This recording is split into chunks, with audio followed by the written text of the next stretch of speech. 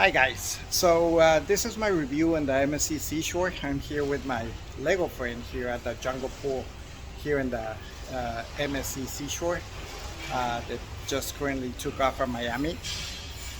And I'll give you my review or what was my experience here in the MSC. Just to disclose, I have done 27 cruises, and this is my second one with MSC.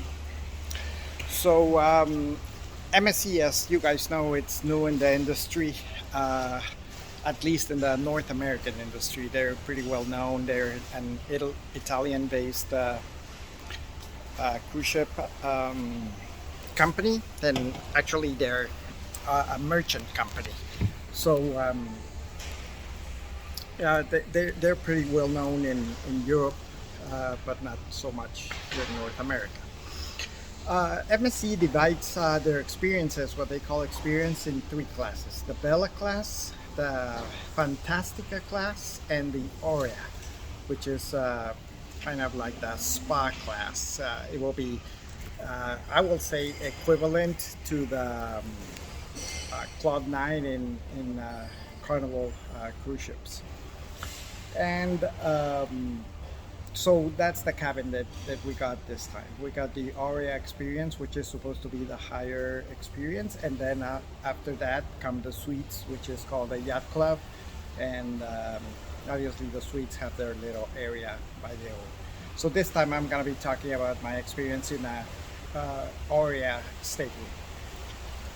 So the differences between these experiences are supposed to be like Bella is kind of like the basic cruising. You know, you have a certain hour to go and to attend, and your cabins are generally not the best located cabins.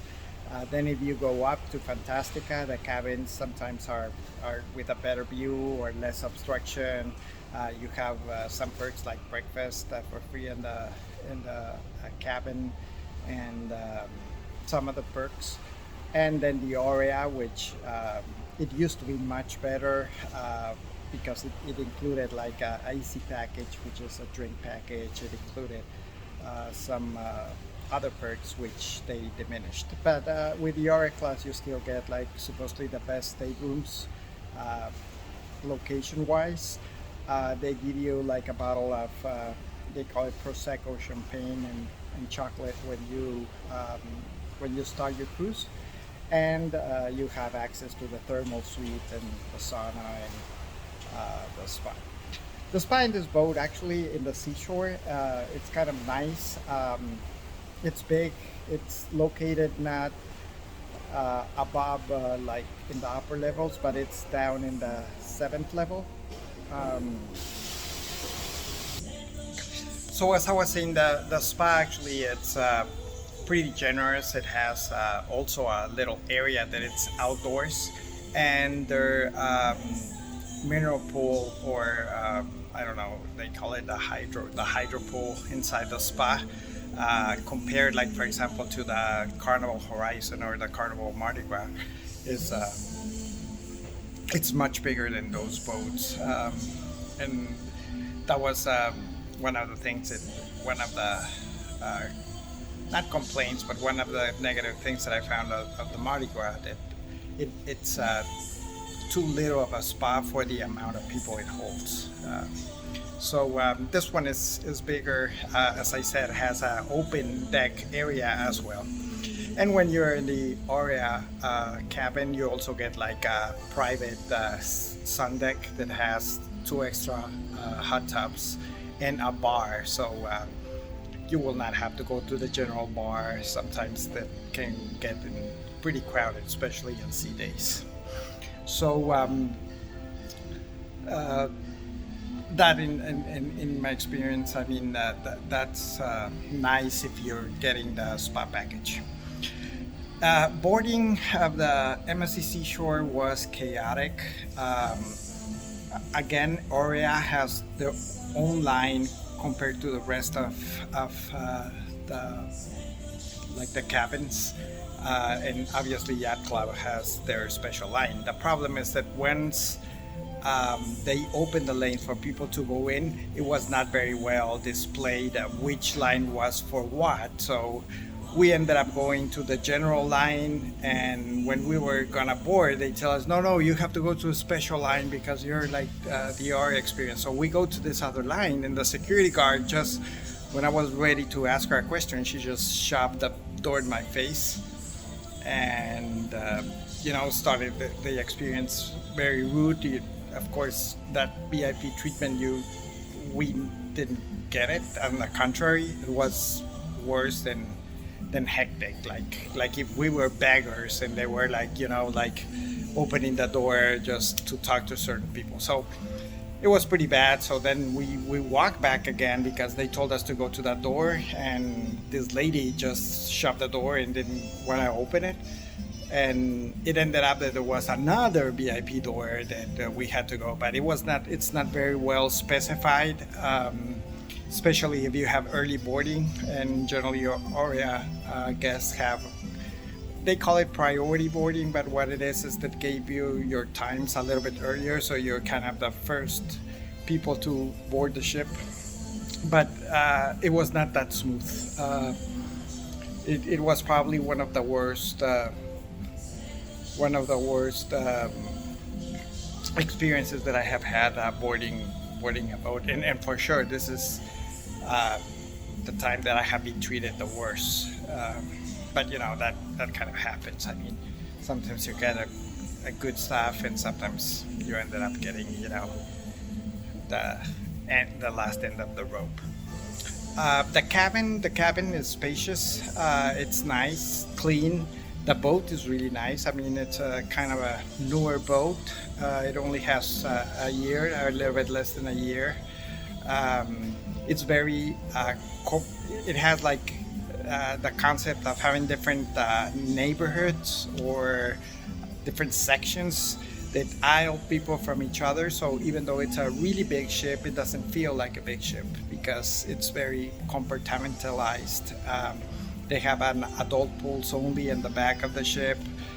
Then they have, the kids area, which is, located where the sleds and slides and some, water guns and stuff.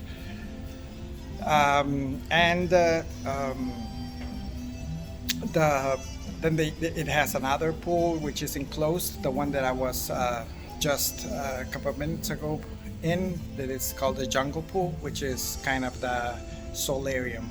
It's the one with that retractable with roof that slides and closes and opens depending on the weather.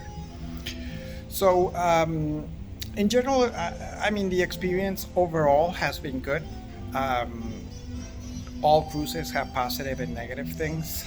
So obviously, if you are watching this video, is because you probably are thinking in sailing MSC and just wanted to know how is it like to make your decision watching different videos.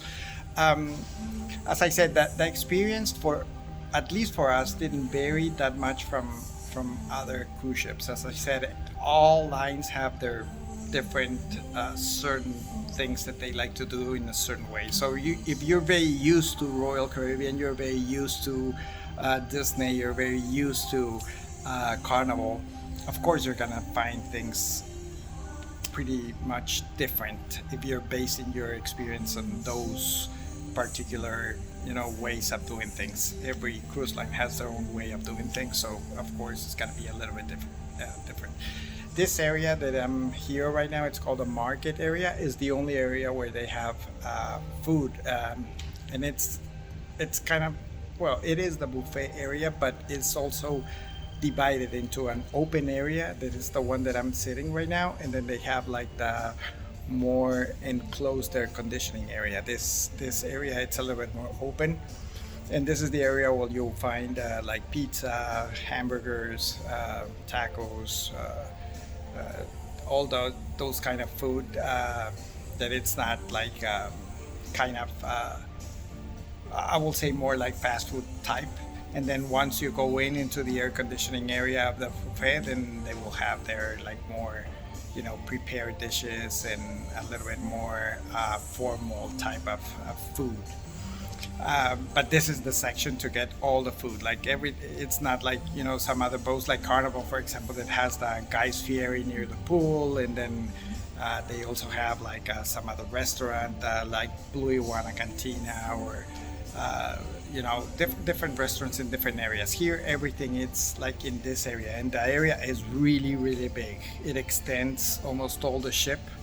Um, so it only has like on the front that solarium pool, and it goes all the way to the back, and every station has different food, because in Carnival, as I said, the last cruise that I did was the Carnival Mardi Gras, so I'm kind of comparing a little bit more to that, just for you guys to have an idea. But of course, as I said, all cruise lines are different. So Carnival in this last cruise had like 4 different stations, but every station in the buffet had the same thing. Here they're more varied. They have different things. A lot of people complain that the food has not a lot of flavor, but I think that also depends on your palate and how you like your food. I don't like the food too spiced out, so for me it has been fine. I mean, the the specialty restaurants, they have a package that they try to push it on you, but once you buy the package for like 3 or 4 restaurants, and you have a restricted menu when you buy the package. It's not like open menu. So a lot of people complain about that, because once you get there, like to the steakhouse, you don't have all the cuts. Like if you want certain type of cuts, you can still get it, but 50% off what it is on the on the menu. So you only have a certain restricted menu for the specialty restaurants, which obviously a lot of people get pretty bummed down, because they're thinking they're getting the whole menu, and that's why you go to a specialty restaurant actually, to get more upscale food. So that you have to be careful if you sail in MSC, and you don't be surprised by this. They're gonna just give you a special menu. They're not gonna give you the full menu. Like for example, the Ocean Key or K, it's like the seafood place, and obviously lobster is in the menu, but it's not included in the package. So those are the little things that they get you, and of course, cruise ships nowadays, they try to squeeze as much money as they can from you. And I mean, it's a business, of course. They're a business like any other business. They're trying to make as much money as they can. So then it's up to you to inform yourself, and then make a wise choice of what you want and what you don't want, so they don't surprise you. And the main dining room, we have anytime seating. Also, that's another thing here in MSC. Like if you have the Bella experience or the Fantastic experience, you choose your dining hour. You cannot dine anytime. Only the people that choose Aria experience are the ones that can choose anytime dining, and they have a special dining restaurant that is called the Manhattan restaurant in this boat, that you can go at any time. The food there today, we had formal night. Obviously I already changed, but it was formal night, and the food was pretty good. I had a surf and turf. It was pretty decent. It had a filet mignon that was also pretty decent. So those are kind of the differences that I have found here in MSC. So